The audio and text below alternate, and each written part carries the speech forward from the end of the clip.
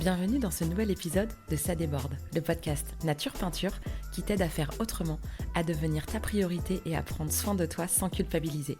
Je m'appelle Lucille, je suis psychopraticienne et ici je te parle de mon parcours, mes galères, mes réussites, mes coups de cœur, mes coups de gueule aussi et les clés qui m'ont aidé à avancer et que j'ai à cœur de partager avec toi pour que tu apprennes à mieux te connaître, à dépasser tes peurs et tes doutes pour laisser enfin déborder pleinement qui tu es. Alors installe-toi confortablement et c'est parti. Bonne écoute. Et coucou, je suis ravie de vous retrouver comme tous les vendredis pour un nouvel épisode de podcast. Et cette semaine, c'est la semaine des duos. Et je suis avec Claire. Bonjour Claire. Bonjour les filles. Alors, je suis trop contente d'avoir Claire aujourd'hui pour vous la situer vite fait et que vous compreniez comment on se connaît. Donc j'ai rencontré Claire dans l'accompagnement de Tiffaine Gualda, dont je vous ai parlé plein de fois. Donc en fait, on a toutes les deux suivi cet accompagnement-là et on s'est rencontrés dans ce cadre-là. Donc voilà pour juste la situer et je vais pouvoir la laisser se présenter elle-même. Donc Claire, si tu veux bien juste pour te situer, nous donner ton âge, où est-ce que tu habites, ta profession et puis ton petit cocon familial. Oui, merci Lucille pour ton invitation tout d'abord. Donc moi c'est Claire, j'ai 39 ans, j'habite en Auvergne, plus précisément à Issoire, et je suis maman d'un petit garçon de 10 ans. Et au niveau professionnel, je suis psychologue, coach holistique, entre autres. En pleine métamorphose, mais je pense qu'on y reviendra plus tard dans l'épisode. Oui, exactement. On y reviendra sur ton métier et toute la transformation qu'il y a autour. Puisque vous vous doutez bien, si on s'est rencontrés, si vous avez suivi l'accompagnement de Tiffen, c'est un accompagnement autour de l'entrepreneuriat, du fait de se déployer, de déployer qui on est à travers son entreprise. Et donc forcément, il y a des choses qui bougent pour Claire comme pour moi, puisqu'on a suivi le même accompagnement. Merci Claire.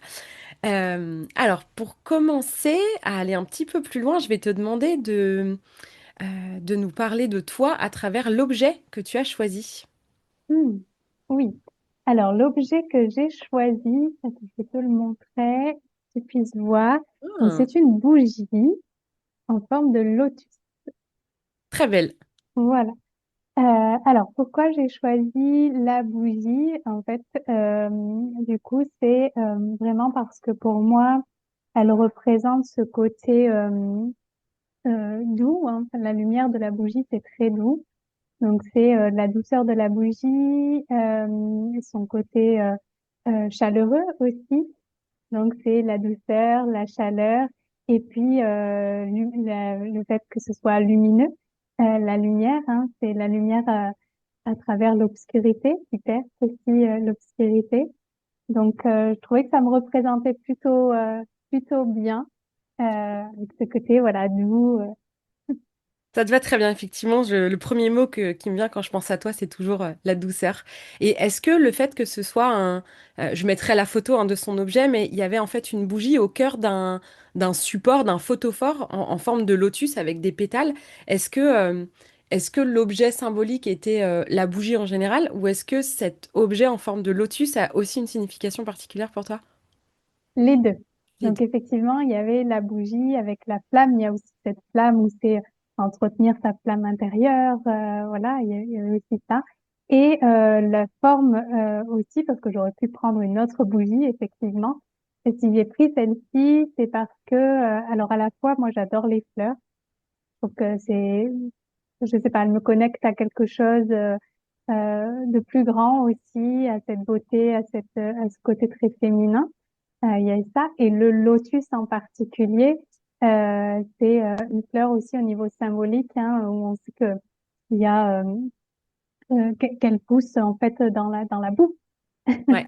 et elle va pouvoir éclore et être magnifique malgré le fait qu'au départ c'était de la boue en fait. Ouais, effectivement, c'est une jolie symbolique. C'est une des fleurs, si ce n'est la fleur la plus spirituelle, celle qui ouvre la plus à la plus grande beauté, à la plus grande connexion. Et pourtant, c'est celle qui se nourrit effectivement de boue. Donc c'est vrai que c'est un beau message. Merci Claire. Donc on va commencer un peu ce petit voyage dans ton monde intérieur par ma petite rubrique de portraits chinois qui, bien souvent, plutôt que de s'imaginer, souvent, en fait, ça devient un peu un portrait Madeleine de Proust. Parfois, ce sont des souvenirs. Donc, peu importe réponse qui te vient, tu as aussi le droit parfois de pas être inspiré et de dire, bah là, je sais pas quoi dire, t'es pas obligé de répondre. Il n'y a pas de bonne réponse, je le répète à chaque fois. J'attends pas de réponse particulière, ni même de réponse tout court, c'est juste un prétexte pour discuter. C'est bon pour toi? C'est bon pour moi. Super. Alors Claire, si tu étais une saison, L'été. ah, Ça, indéniablement, sans, manifestement. oui, c'est ça. Sans hésitation, l'été, je pense que c'est ma saison préférée. Il y a ce côté plus joyeux en fait avec l'été. Souvent c'est lié aux vacances. C'est une saison moi que j'adore où les journées s'étirent comme ça. Ouais, l'été. On a senti comme c'était franc du collier, aucune hésitation. Non, J'aurais répondu pareil avec aussi peu d'hésitation. Si t'étais une odeur, une odeur. J'adore l'odeur du monoeil. Je pense que ah, ouais. Ça rejoint ce côté vacances, dépaysement. Ouais, le monoeil. J'adore cette odeur. je sens que si un jour je fais cette interview, je prends toutes les réponses. Il y aura beaucoup de réponses en commun, je sens. Si t'étais un animal, Si j'étais un animal, le papillon, évidemment. Là, c'est l'animal qui, en tout cas en ce moment, peut-être qu'à un autre moment, j'aurais répondu à un autre animal, certainement d'ailleurs. Mais en ce moment, ouais, c'est le papillon qui a ce côté mystique aussi, un peu, où euh, avec ce changement d'état, de passer voilà de la chenille par la chrysalide et puis le papillon qui va déployer ses ailes. Puis là, ce côté léger où dès qu'on voit un papillon, il y a ce côté aussi magique. J'adore, ouais, ce ouais, puis truc-là. effectivement, par rapport à ce que tu disais sur le lotus, il y a aussi ce moment où dans la chrysalide, justement, la chenille devient une sorte de boue, devient une Mm, espèce de bouillie sur laquelle, en fait, va puiser quelque chose de magnifique qui va se déployer en dehors de cette chrysalide, comme le lotus passe au travers de l'eau pour venir s'ouvrir. Donc, j'y vois un peu un parallèle aussi, c'est chouette. oui, c'est ça. Bah, après, c'est vraiment ce que je crois et ça a été mon chemin aussi de résilience, c'est qu'il faut traverser ces ombres et plonger dedans aussi pour pouvoir ensuite s'épanouir pleinement et pouvoir faire rejaillir sa pleine lumière, en fait. Ouais, Ouais, clairement, c'est tout le processus alchimique finalement de c'est transformer ça, le plomb en or, en fait. Et pour exactement. effectivement transformer le plomb en or, bah, il faut aller manipuler son plomb, aller mettre les mains dedans. On est bien d'accord. Si t'étais un mot, Alors, si j'étais un mot, donc celui qui me vient là, du coup, c'est la métamorphose. il y a C'est comme un fil conducteur. c'est ça. C'est ça. La métamorphose ou l'alchimie, j'aime beaucoup aussi ce mot-là. Toujours dans cette idée, en fait, de renaissance et de quelle que soit, en fait, notre histoire, quelle que soit, de là où on vient. Je suis persuadée en fait que on peut transcender tout ça et s'épanouir dans cette vie-là. Ouais, bah oui, moi aussi j'ai ces croyances-là et je pense que quand on fait des métiers comme les nôtres, c'est un peu la base de notre système de croyances ou de notre manière de voir parce que à accompagner des gens qui traversent des périodes difficiles ou à en traverser soi-même, bah, si on n'a pas cette croyance-là, c'est compliqué d'accompagner les gens à passer par-dessus ces événements douloureux pour en faire quelque chose, quoi. Oui, complètement. Si t'étais un film, Si j'étais un film, alors là il y a deux films qui me viennent en tête, donc je vais donner les deux qui n'ont ouais. rien à voir l'un avec l'autre en plus. Il y a le film La vie est belle. Ah, t'es la Euh, troisième. Je sens que celui-là, il va faire l'unanimité. Ah oui, ah, c'est Ouais. drôle. Ouais. Oui, ce film, il m'a marqué vraiment. Il est juste sublime en fait. Hein. Ouais. On est un peu dans la même idée en fait. C'est comment est-ce qu'on fait d'un contexte qui est lourd et difficile, comment est-ce qu'on navigue ça comment est-ce qu'on peut y apporter aussi de la légèreté. Il y a ce côté, voilà, très optimiste aussi. Enfin, il est bouleversant, ce film, Ah il est ouais, il est magnifique, hein. incroyable. Si, voilà, si vous l'avez pas vu, je vous invite vraiment à le voir. Et l'autre film qui m'est venu, c'est Avatar. Hmm. Ah, j'adore. Donc, ouais, il y a ce côté aussi merveilleux et puis très symbolique, là aussi, Avatar. Magnifique. Ouais, très beau film aussi. Deux très beaux films que, effectivement, comme disait Claire, si vous les avez pas vus, regardez-les parce que, voilà, ça, c'est vraiment des films à voir. Euh, Si t'étais un jeu d'enfant, Si j'étais un jeu d'enfant, la marelle. La marelle qui relie la terre au ciel. ouais, Donc, ce serait ça, faire le pont, en fait, et faire ce chemin de la terre au ciel. Ouais, ce serait ça. Et génial. j'aimais beaucoup y jouer aussi quand j'étais petite. Ouais. Ah, ça, c'est pareil, elle est sortie trois, quatre fois la Marelle. Ça a marqué les enfants que nous étions, je crois. Ah oui, c'est sûr. Et La effectivement, la marelle. symbolique, si altère, est chouette. Si t'étais un super pouvoir, Si j'étais un super pouvoir, euh, si j'étais un super pouvoir, je pense, comment est-ce que ça s'appelle? Tu sais, quand tu peux te transporter te c'est quoi téléporter, un autre? la Téléporter, la téléportation. téléportation. La téléportation. Comme ça, demain, je peux être à Hawaï. Ouais, Là, c'est tout ça. de suite, si j'ai envie. C'est ça. Je peux t'assurer que si on pouvait se téléporter, on n'enregistrerait pas ce podcast, toi en Auvergne et moi en Bretagne, derrière Ah nos oui, voilà. ordinateurs. Exactement, On c'est serait ça. sur une plage de Tahiti avec du monoeil et du sable blanc. C'est ça. On est bien d'accord. Euh, Si t'étais un aliment doudou, Un aliment doudou. Le fromage. En bonne auvergnate que je suis. ouais, bah, tu m'étonnes, il y a de quoi faire chez toi en fromage. Le fromage, tellement réconfortant. Ah, Pour c'est moi, clair. en tout cas. C'est, Ouais, ouais. j'aime beaucoup ça aussi. Si t'étais un bruit, Si j'étais un bruit, je pense que je serais le bruit de l'eau. hmm, Le bruit de l'eau, que ce soit les vagues ou que ce soit le bruit plutôt rivière ou la pluie, j'adore, en fait. Tous les bruits que fait l'eau, j'adore. peu importe par quel moyen, l'eau, ça te Oui, fait du bien. ouais. Si t'étais un endroit, Si j'étais un endroit, probablement aussi un endroit en lien avec l'eau. Donc, si j'étais un endroit, ce serait soit effectivement une plage, soit au bord d'une cascade. Ouais, en tout cas, un lieu qui est relié à l'eau, ouais, où tu peux entendre l'eau, où justement. je peux entendre l'eau. Ouais. Si t'étais un objet du quotidien, Si j'étais un objet du quotidien,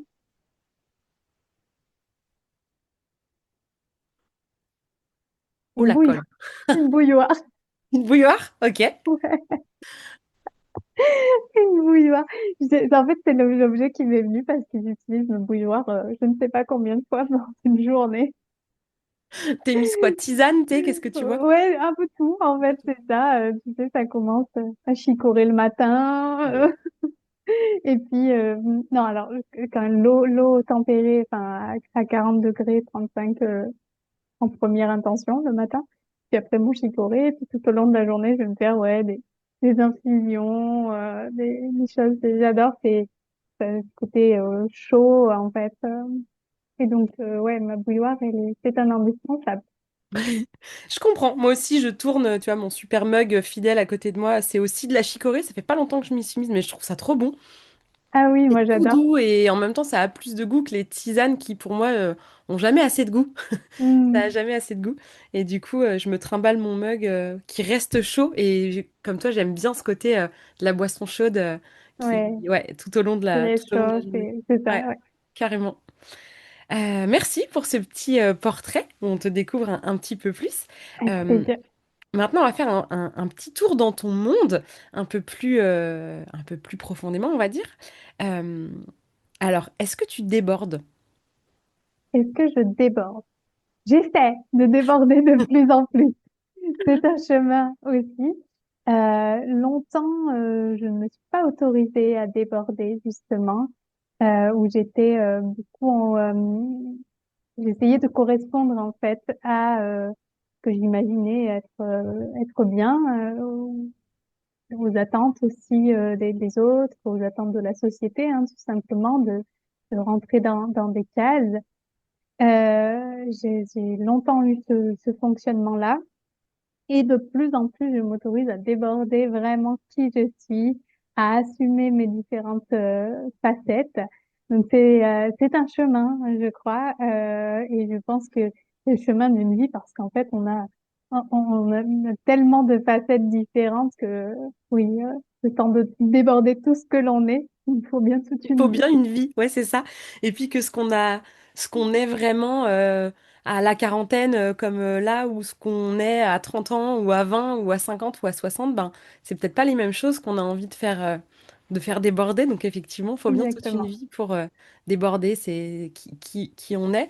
Mais du coup, j'entends bien le côté aussi, même je voyais dans ton boulot, c'est ça que je t'ai connu aussi par cette facette-là, je voyais un peu la bonne élève, la bonne psychologue qui rentre bien dans sa case et tout ce besoin que tu as un peu de pousser les murs et de venir ben, parsemer ta manière de travailler de tout ce que tu as et de déborder. Donc c'est trop cool.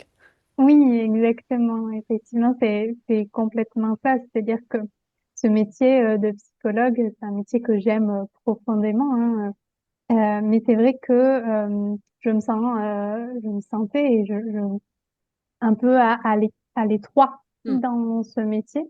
Parce que voilà, c'est bien hein, qu'il y ait quand même des règles, etc. Mais en fait, ça ne me permettait pas forcément de pouvoir exprimer tout ce que je suis, tout ce que j'ai envie d'apporter. Et donc là, je suis aussi en train de faire ce travail de pouvoir faire des propositions d'accompagnement, de services où ben, je peux davantage exprimer tout ce que j'ai à apporter au monde. Et donc ça, c'est super. Je déborde davantage de qui je suis à C'est trop travers mes bien. différentes propositions.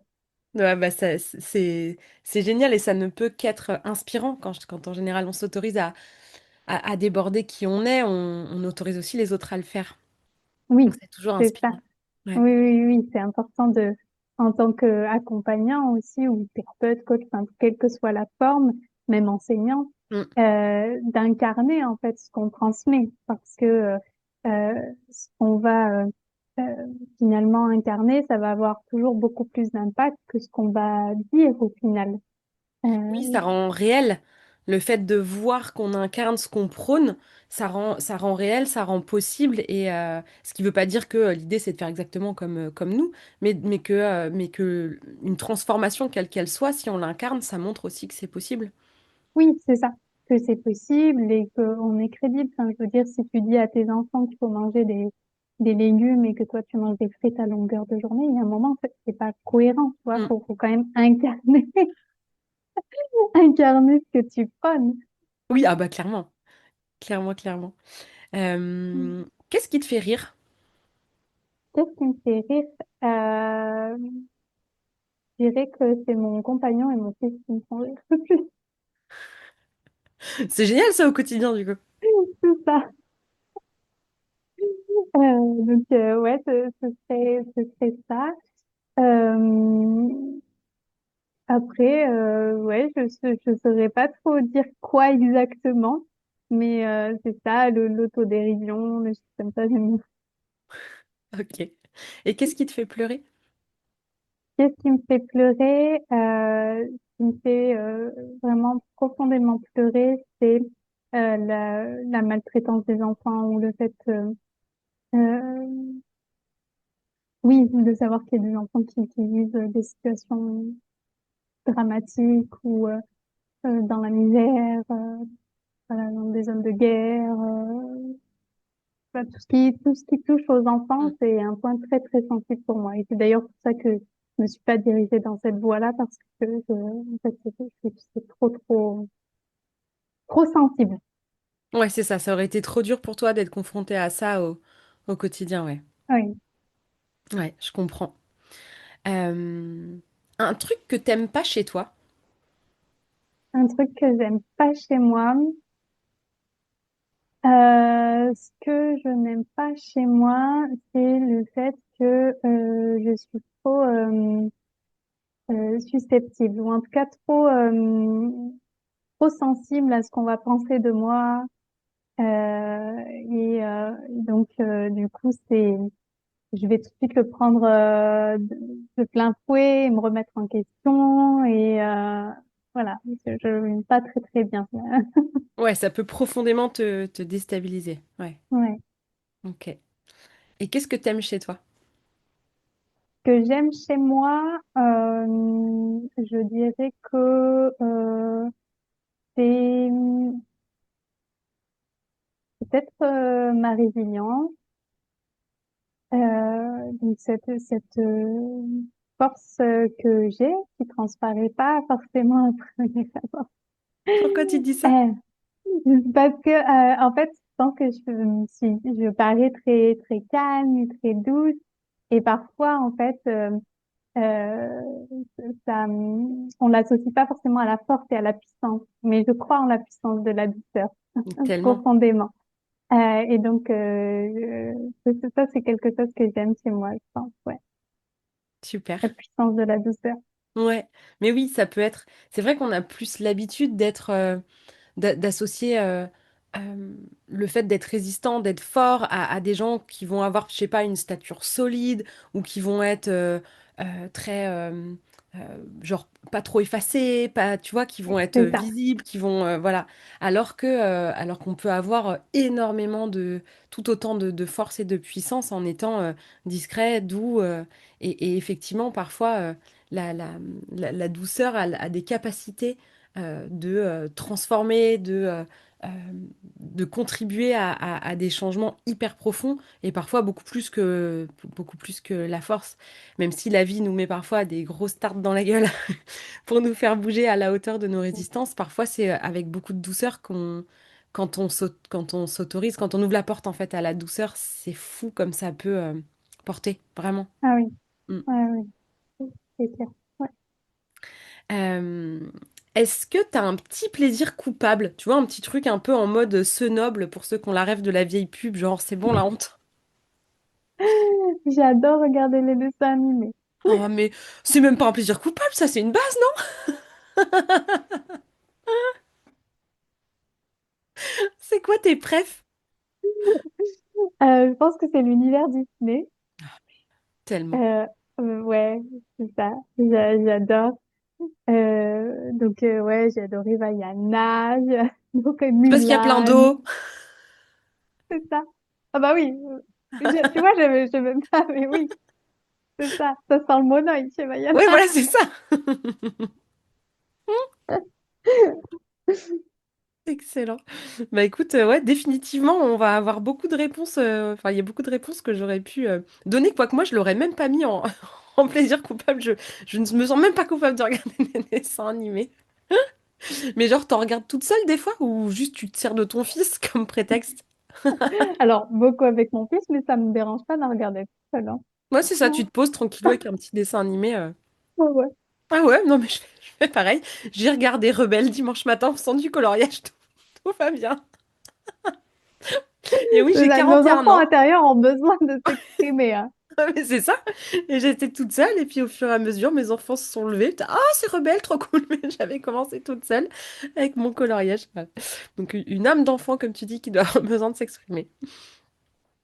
Euh, Est-ce que il y aurait une personne ou un moment marquant dans ta vie dont tu aurais envie de nous parler? Alors sachant que ça peut être les deux aussi, ça peut être et une personne pour certaines raisons et un moment marquant pour une toute autre.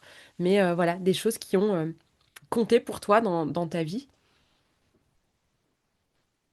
Il y en a tellement, il y en a tellement. Alors, qu'est-ce que je pourrais prendre comme moment marquant?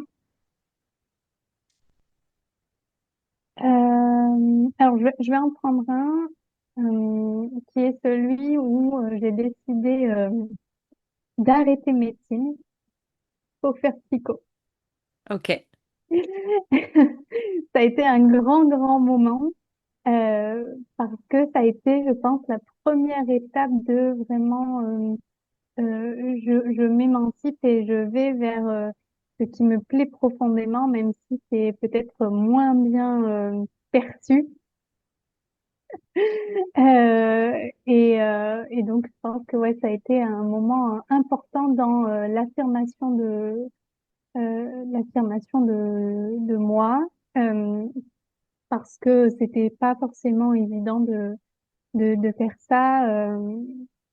C'est vrai que médecine, c'est quand même une voie qui est bien perçue. Oui. En général, ça Voilà, suscite la fierté des voilà, proches c'est et tout ça, ça. exactement. Voilà, je sentais ma mère qui avait une image elle était infirmière et elle avait une image des médecins qu'elle admirait en fait. Et je pense que j'ai aussi choisi cette voie quelque part un peu pour ça, même si j'aimais aussi ce métier. Je pense qu'il y avait beaucoup de ça, de me dire, c'est ça, elle va être tellement fière de moi. Hmm. Et donc, quand je me suis aperçue que ça ne me correspondait pas, en fait, et que j'aimais pas, et qu'il a fallu le dire, l'annoncer, et dire, en plus, je vais aller en psycho, ou, ben, à l'époque, alors je pense que c'est toujours un petit peu le cas, mais il y avait un peu ce côté, oh là là, mais c'est une voie de garage. T'auras pas de boulot, ma fille, qu'est-ce qui va se passer? C'est ça qui va se passer. Et en fait, si tout s'est bien passé, je me suis épanouie comme jamais. J'ai adoré mes études. Ça a été extraordinaire. Euh, et ça a été vraiment une révélation. Et c'est pour ça que je pense que c'est important de suivre aussi vraiment ses intuitions, ses rêves, ce qui nous anime profondément. Parce que si j'avais écouté justement ben, tu auras pas de c'est une voie de garage, il n'y a pas de boulot, enfin, voilà, il y a je sais pas combien d'élèves, etc. J'aurais jamais fait ça.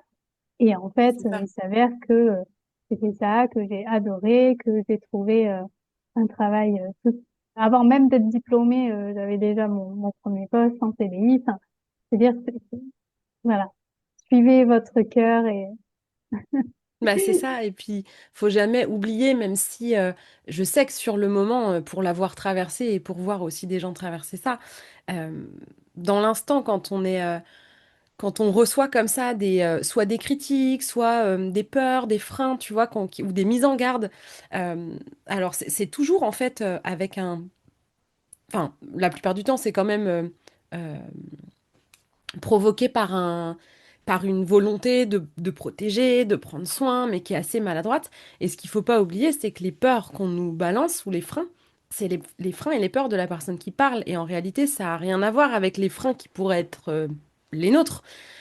Quand on est dans la situation, parfois c'est un peu plus, c'est plus fort que soi. On se dit, je sais pas, mais moi j'y crois, j'y vais. Et c'est chouette quand derrière, bah, tu découvres l'épanouissement, que finalement tu te plais, etc. Et que tu sois passé au-dessus de ces freins-là. Et du coup, tu disais que tu avais trouvé ton boulot là avant même d'avoir terminé. Où est-ce que tu pratiqué en fait au départ? ouais. Alors, au départ, j'ai pratiqué au sein d'un organisme de formation et centre de bilan de compétences, puisque moi, j'ai fait psychologie du travail, en fait, au niveau de ma spécialité. Et donc, j'ai travaillé au sein de cet organisme où c'était vraiment chouette parce que j'ai eu plein de missions différentes. Donc, ça a été aussi bien de l'insertion socio-professionnelle que de la formation. Donc, j'ai été aussi formatrice, j'étais référente handicap aussi au sein de cet organisme et conseillère consultante en bilan de compétences où là, j'accompagnais vraiment les gens sur leur chemin de reconversion et qui est toujours quelque chose que j'adore faire. Ouais, et que donc jusqu'à récemment, là, avant que tu entames aussi toutes ces transformations, tu travaillais toujours de cette manière-là? Ou il y avait déjà des choses qui avaient bougé? Alors, donc là, moi maintenant, je suis à mon compte. Donc, j'ai ouvert mon entreprise en novembre 2021. Et donc, euh, au début, effectivement, je faisais des bilans de compétences essentiellement. Et puis, au fur et à mesure, j'ai ouvert les consultations. Et donc, ça s'est renversé au fil du temps où j'ai eu plus de consultations qui en fait, alors ça restait quand même sur des problématiques en lien avec la sphère Le boulot. professionnelle, donc beaucoup en lien avec le burn-out, le stress, voilà, les transitions professionnelles, ou qui était en lien aussi avec l'anxiété, puisque je suis aussi sophrologue, j'ai été formée en neurosciences, en EFT, etc. Et donc, petit à petit, effectivement, j'ai fait plus de consultations que de bilans de compétences, mais je continuais quand même les bilans de compétences parce que j'aimais ça. Et donc aujourd'hui, en fait, j'ai transformé un petit peu mon activité et je propose en fait un accompagnement qui mixe un petit peu tout ça finalement aussi.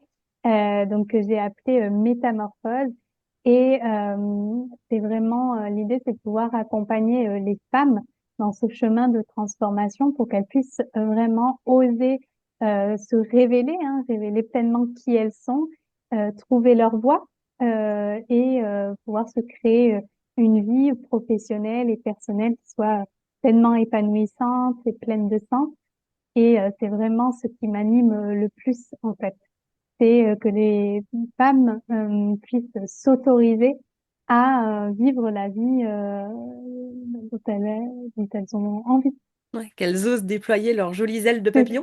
Exactement. Et donc effectivement, cet accompagnement, il me permet d'aller beaucoup plus loin qu'un simple bilan de compétences. En fait, que j'ai une approche qui est holistique, où je vais vraiment prendre en compte toutes les dimensions de l'être. Donc à la fois le côté physique, parce qu'on sait très bien que le corps Mm. parle et que c'est vraiment à travers d'abord le corps, c'est pour vraiment commencer par là pour pouvoir ancrer suffisamment de sécurité à l'intérieur à travers le système nerveux pour pouvoir en fait faire après des choix depuis un espace qui soit juste. Parce que très souvent, en fait, si notre système nerveux est dérégulé, et c'est le cas pour beaucoup, beaucoup de personnes, parce que, en fait, avec la vie d'aujourd'hui, le stress chronique, euh, le rythme de vie qu'on a, très souvent, en fait, le système nerveux est dérégulé. Et ce qui se passe quand c'est comme ça, c'est que du coup, on va faire des choix depuis des espaces de survie, depuis des espaces de peur, en fait.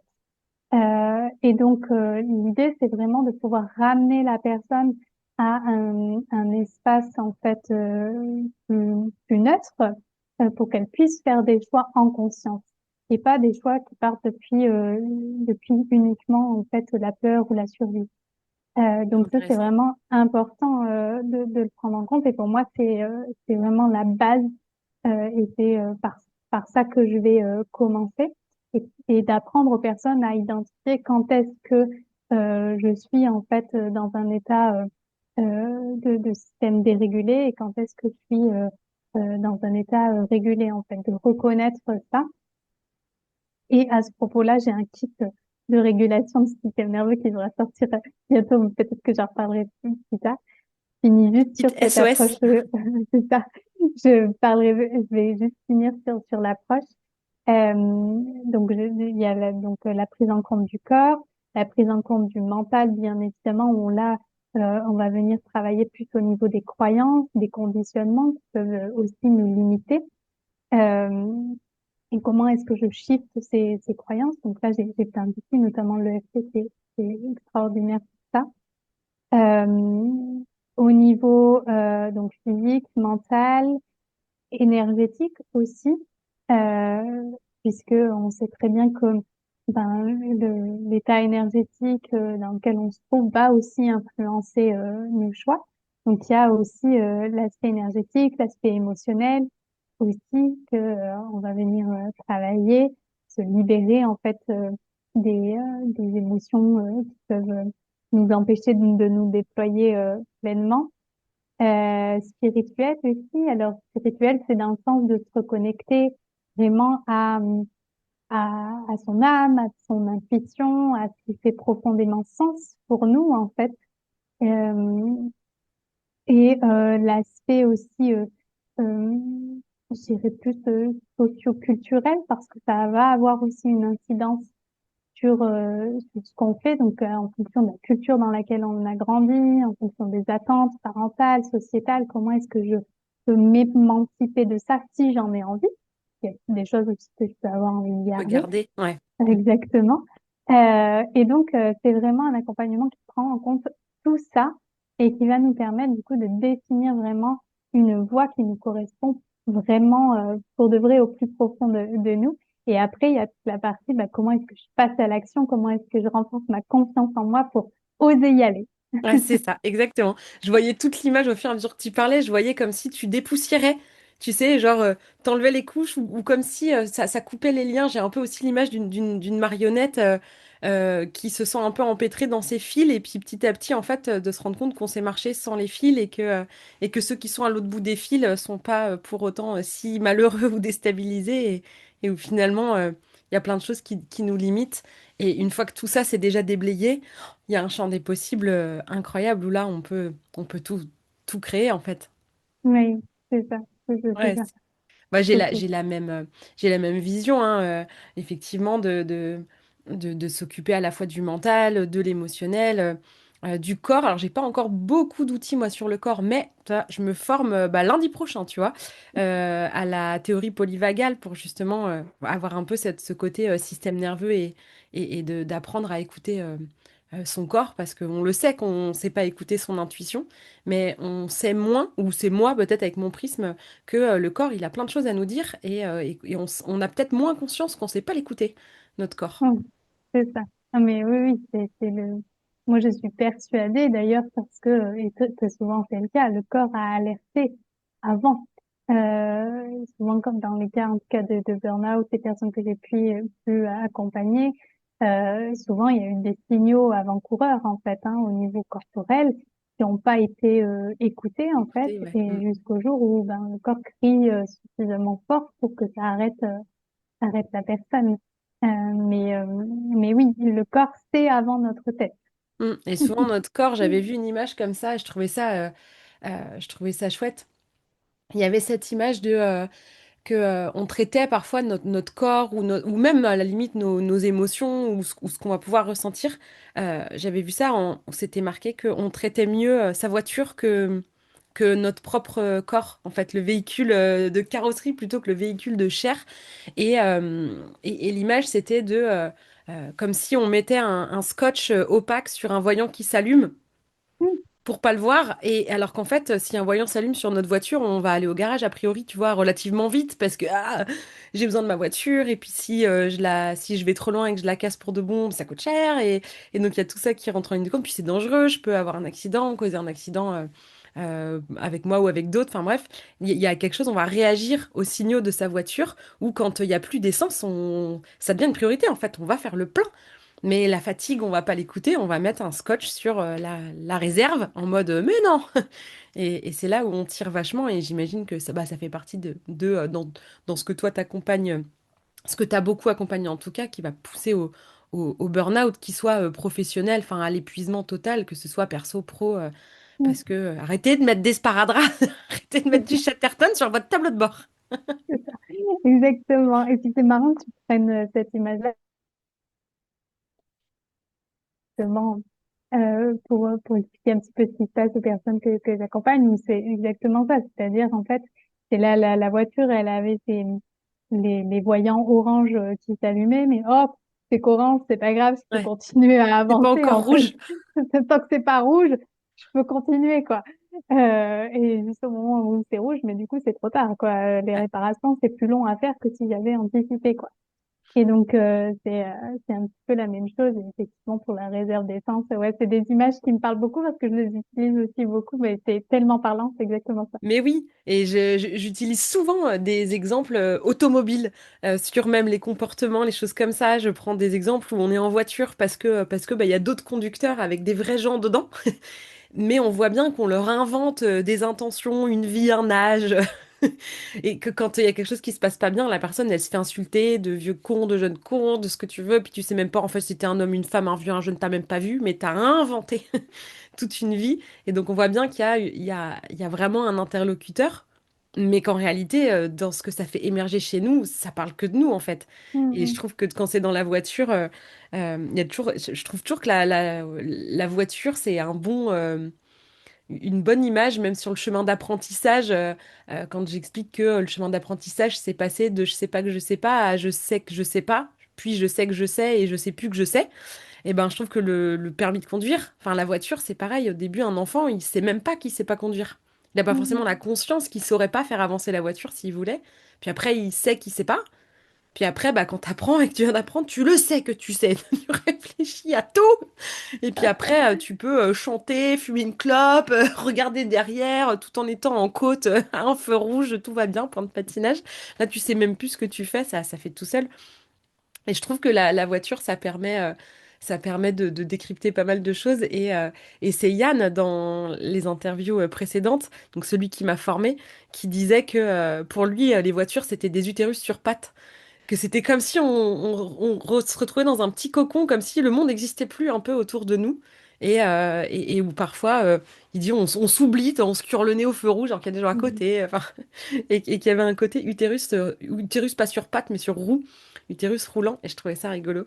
Mhm. Les petites images un peu comme ça qu'on peut utiliser, bah, encore une fois, pour rendre concret, en fait, hein. Oui, c'est ça, Les c'est ça. métiers.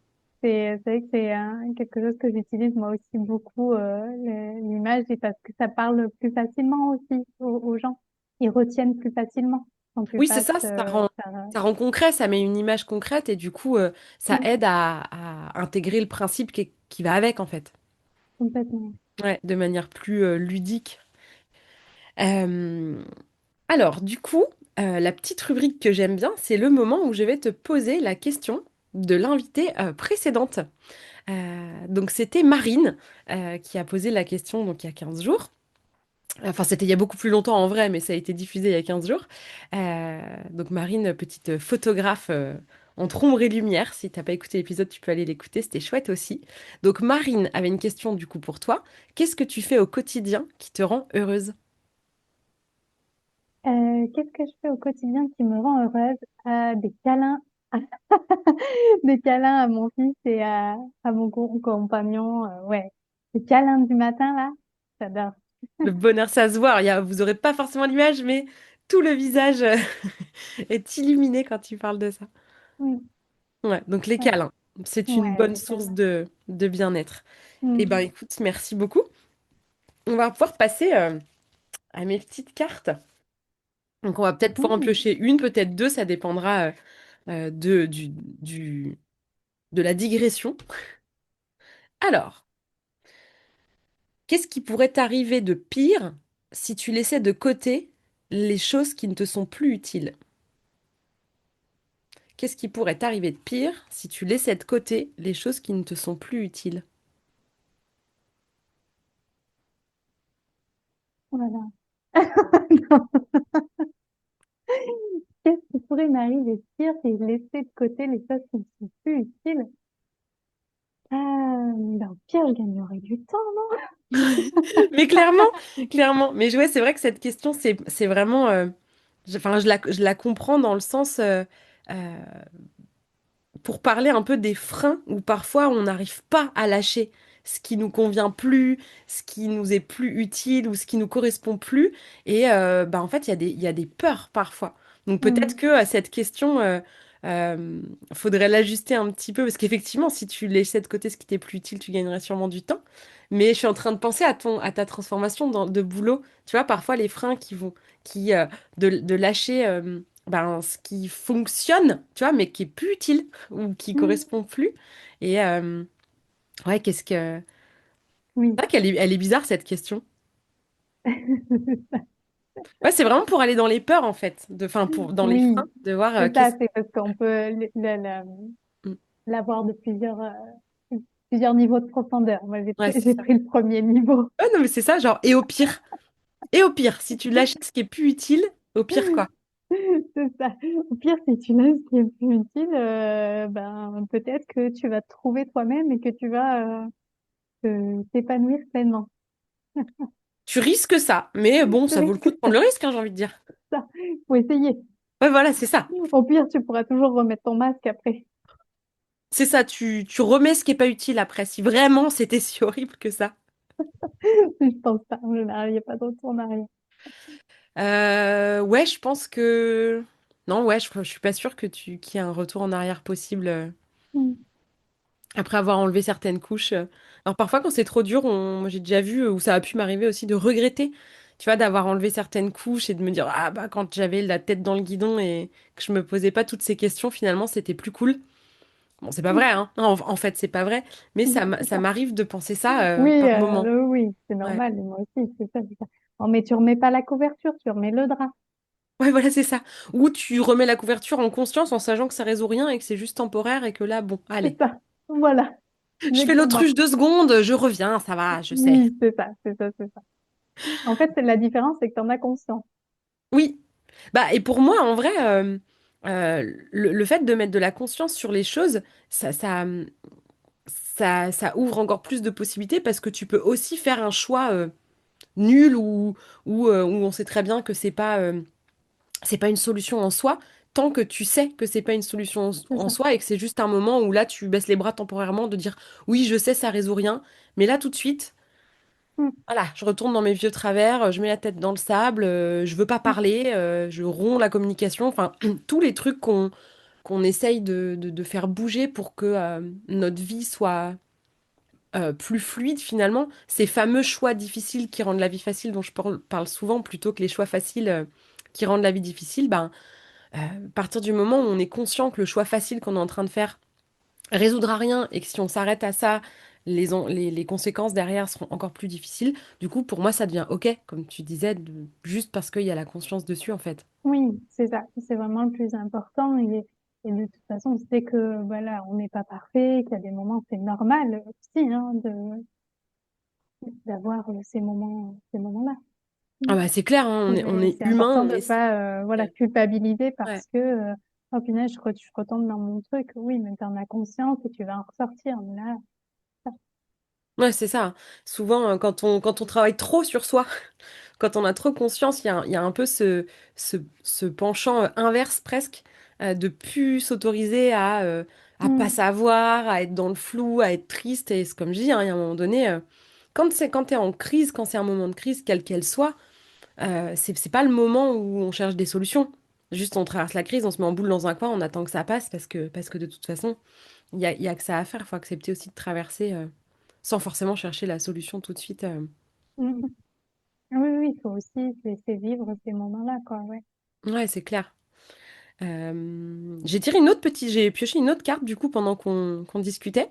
Euh, alors, ça, c'est un peu dans la même veine, dis donc. Quelles sont les routines ou les habitudes qui me limitent au quotidien? C'est comme s'il y avait un appel, dis donc, à aller chercher tes freins et tes limites, hein. C'est ça.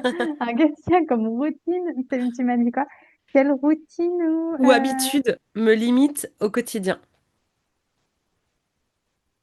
qu'est-ce que j'ai comme routine ou habitude qui me limite au quotidien? Non.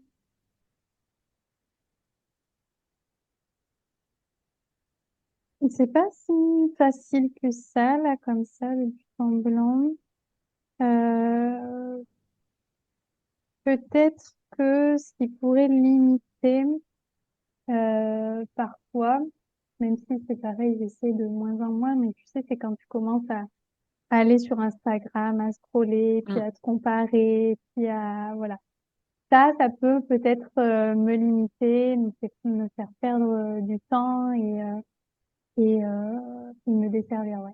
Ouais, et te déstabiliser, comme tu disais tout à l'heure, presque, ça te ramène à cette idée que de ce que les autres peuvent penser de toi, où là, tu te retrouves à être celle qui pense ça de toi, avec la comparaison, quoi. Ouais, c'est ça. Ok. Euh, est-ce que, avant qu'on passe à la dernière petite rubrique, est-ce qu'il y a quelque chose dont t'as pas encore parlé, que tu aurais à cœur de partager, ou est-ce que tu as la sensation d'avoir dit ce que tu avais envie de dire? Alors, je crois que le principal, en tout cas, a été partagé, c'est-à-dire le fait que ben, on peut tout dépasser, on peut créer une vie qui nous correspond vraiment. C'est un peu le message que j'avais envie de faire passer.